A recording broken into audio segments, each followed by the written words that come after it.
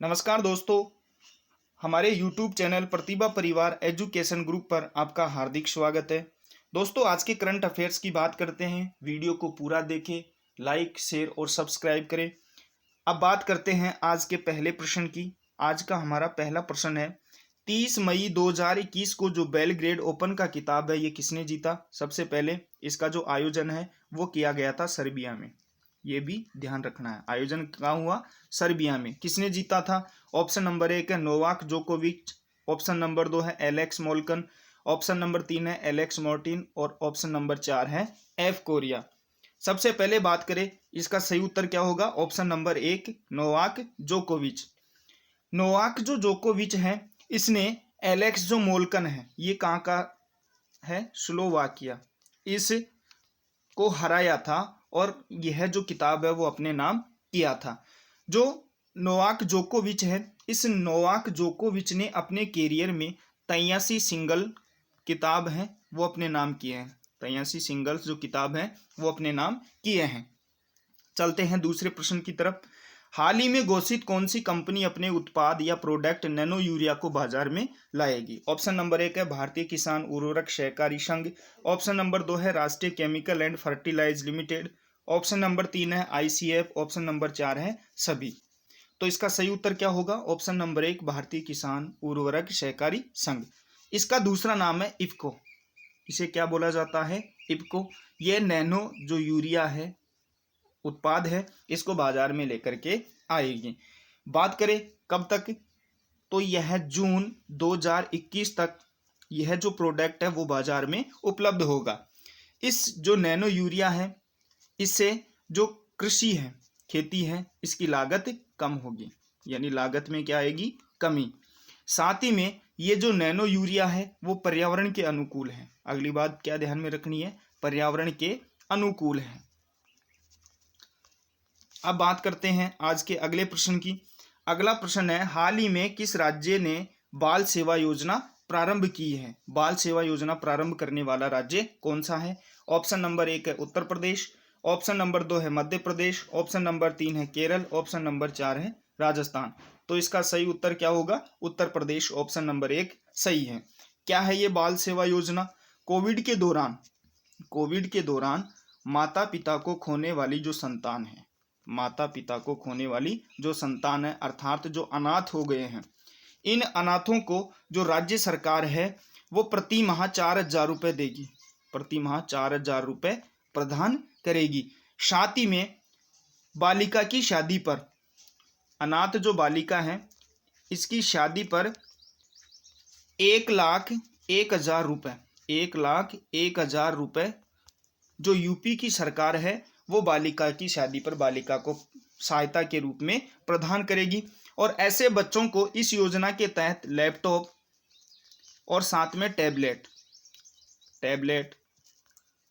भी उपलब्ध करवाएगी। कौन सी योजना है? बाल सेवा योजना। अब बात करते हैं अगले प्रश्न की। अगला प्रश्न है, हाल ही में किस राज्य ने शिशु सेवा योजना प्रारंभ की? वो योजना थी बाल सेवा और यह दूसरी योजना है शिशु सेवा योजना। ऑप्शन नंबर 1 है पश्चिमी बंगाल, ऑप्शन नंबर 2 है असम, ऑप्शन नंबर 3 है केरल, ऑप्शन नंबर 4 है पंजाब। तो शिशु सेवा जो योजना है वो कौन सी सरकार ने प्रदान की है या कौन सी सरकार ने यह सेवा प्रारंभ की है? तो इसका सही उत्तर है असम सरकार ने। इस योजना का उद्देश्य भी कोविड के दौरान जो माता पिता को खोने वाली संतान है या जो बच्चे अनाथ हो गए हैं, इन अनाथ बच्चों को 3500 रुपये छात्रवृत्ति प्रति माह है, 3500 रुपये छात्रवृत्ति के रूप में प्रति माह प्रदान किए जाएंगे। साथ ही में इन बच्चों को कंप्यूटर और जो व्यावसायिक प्रशिक्षण है वो भी राज्य सरकार के द्वारा प्रदान किया जाएगा। और बात करें शिशु सेवा योजना के तहत अनाथ जो बालिका है उसकी शादी पर 50,000 रुपये, 50,000 रुपये और साथ ही में 1 तोला जो सोना है वो असम सरकार के द्वारा प्रदान किया जाएगा सहायता के रूप में। तो दोस्तों, ये दोनों योजनाएं, एक है बाल सेवा योजना, एक है शिशु सेवा योजना, दो अलग अलग राज्यों के द्वारा चलाई गई है और दोनों का उद्देश्य क्या है? कोविड के दौरान जो माता पिता को खो चुके हैं या जो बच्चे या जो संतान अनाथ हो चुकी है उनके लिए सहायता प्रदान करना, दोनों जो सेवा है, योजना है, इनका उद्देश्य है।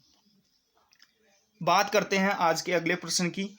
अगला प्रश्न है, केंद्र सरकार ने जल मिशन योजना के तहत किस राज्य को 5117 करोड़ रुपए का अनुदान दिया है? ऑप्शन नंबर 1 है केरल, ऑप्शन नंबर 2 है हरियाणा, ऑप्शन नंबर 3 है मध्य प्रदेश, ऑप्शन नंबर 4 है गुजरात। तो इसका सही उत्तर क्या होगा? मध्य प्रदेश।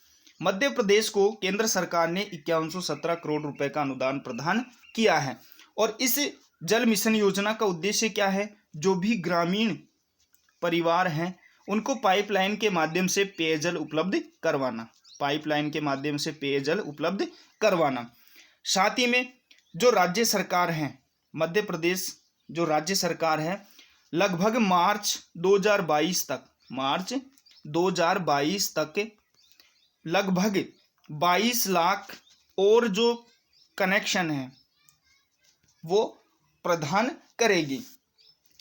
चलते हैं अगले प्रश्न की तरफ। अगला प्रश्न है, किस देश ने हाल ही में श्रीलंका को मुद्रा विनिमय की सुविधा प्रदान की है? सबसे पहले बात करें मुद्रा विनिमय की जो सेवा है वो किस योजना या किस समझौते के तहत प्रदान की है? तो इसका नाम है मुद्रा स्वेप। क्या नाम है? मुद्रा स्वेप। और यह कौन से राष्ट्र ने प्रदान की है? बांग्लादेश ने। इसका सही उत्तर क्या होगा? Option number 3। और यह जो मुद्रा स्वेप है इसके तहत श्रीलंका को डॉलर के रूप में ऋण दिया जाएगा। श्रीलंका को डॉलर के रूप में ऋण प्रदान करेगा बांग्लादेश। चलते हैं अगले प्रश्न की तरफ। अगला प्रश्न है, शिक्षा मंत्रालय ने हाल ही में किस योजना को प्रारंभ किया है? यानी शिक्षा मंत्रालय के द्वारा एक योजना वर्तमान समय में प्रारंभ की है। इस योजना का क्या नाम है? पहला है युवा, सेज या सभी। तो इसका सही उत्तर क्या होगा? ऑप्शन नंबर 2 युवा। यदि इसके पूरे नाम की बात करें तो इसका पूरा नाम है यंग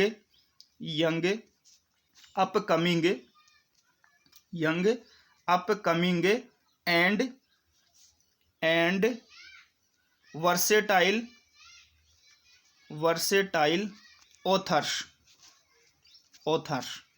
तो ये पूरा नाम भी ध्यान में रखना है, पूरा नाम भी आपसे पूछा जा सकता है। और इसका उद्देश्य क्या है? जो युवा लेखक जिनकी उम्र 30 वर्ष से कम है उनको सलाह प्रदान की जाएगी।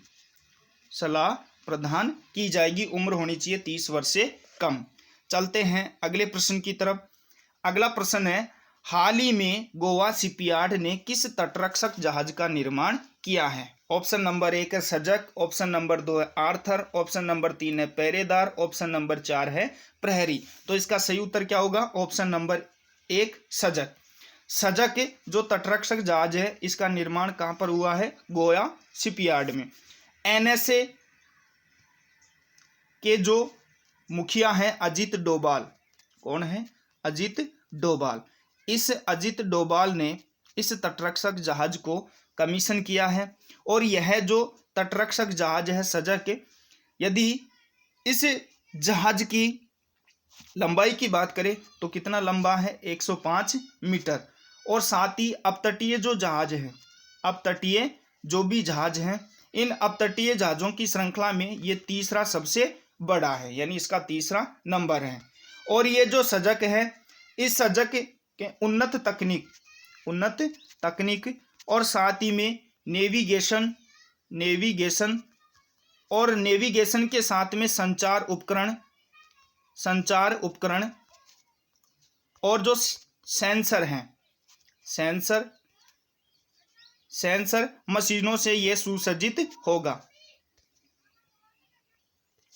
अब बात करते हैं अगले प्रश्न की। अगला प्रश्न है, राष्ट्रीय जांच एजेंसी के महानिदेशक किसे बनाया गया है?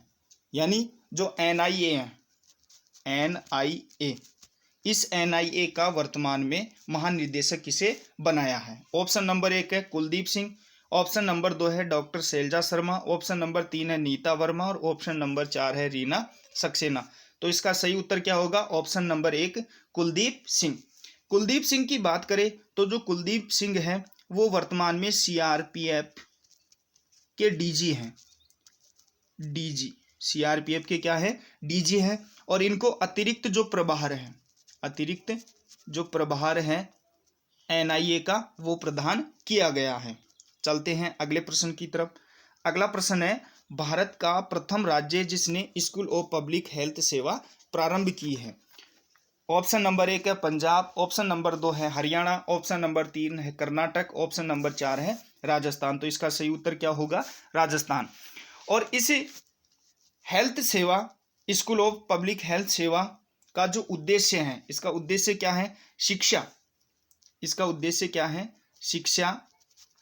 और शिक्षा के साथ में जो प्राचीन प्रथाएं हैं, इन प्रथाओं के मध्य जो अंतराल है, उस अंतराल को कम करने में यह हमारी मदद करेगा।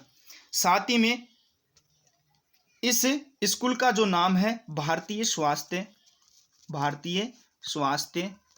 प्रबंधन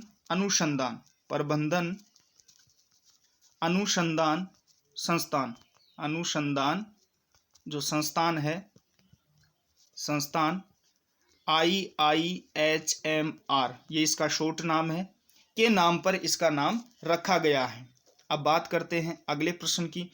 अगला प्रश्न है, रिजर्व बैंक ने नियामक अनुपालना में कमी को लेकर किस बैंक पर 10 करोड़ रुपए का जुर्माना लगाया है। ऑप्शन नंबर 1 है HDFC बैंक, ऑप्शन नंबर 2 है ICICI बैंक, ऑप्शन नंबर 3 है देना बैंक, ऑप्शन नंबर 4 है बैंक ऑफ बड़ौदा। तो इसका सही उत्तर है HDFC बैंक पर 10 करोड़ रुपए का जुर्माना लगाया है। बात करें इस HDFC बैंक की, तो इसका जो संस्थापक था वीबू वर्गीज, ये भी ध्यान में रखना है। और साथ में इसके चेयरमैन की बात करें तो इसका चेयरमैन है CM वासुदेव। चेयरमैन कौन है, CM वासुदेव। और इसके प्रबंधक निर्देशक की बात करें, प्रबंधक निर्देशक है आदित्य पुरी। तो दोस्तों ये थे आज का मुख्य करंट।